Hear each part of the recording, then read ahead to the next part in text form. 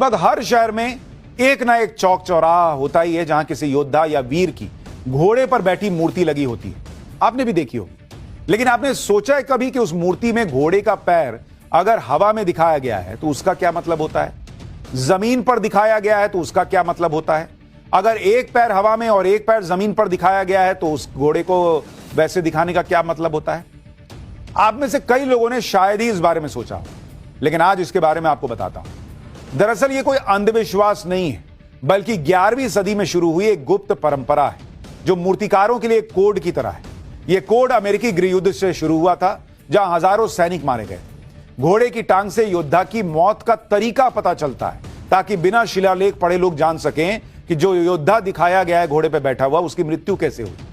और इसके लिए 3 तरीके के कोड इस्तेमाल किए जाते हैं।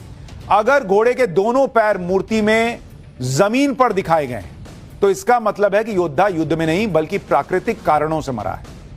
अगर घोड़े का एक पैर हवा में दिखाया गया है तो इसका मतलब है कि योद्धा युद्ध में घायल तो हुआ, लेकिन मौत बाद में हुई। और अगर घोड़े के दोनों पैर हवा में दिखाए गए हैं तो इसका मतलब है कि योद्धा युद्ध के दौरान शहीद हुआ था। यह कोड पहली बार अमेरिका में जॉर्ज थॉमस की मूर्ति में इस्तेमाल हुआ था। हालांकि भारत में कई बार मूर्तिकार इस कोड का पालन नहीं भी करते, लेकिन ज्यादातर बार ऐसा होता है। और अब इसलिए अगली बार जब आप चौक चौराहे पर किसी योद्धा की घोड़े की मूर्ति देखें, घोड़े पर मूर्ति देखें, तो आप समझ जाएंगे कि उस योद्धा की मौत कैसे हुई।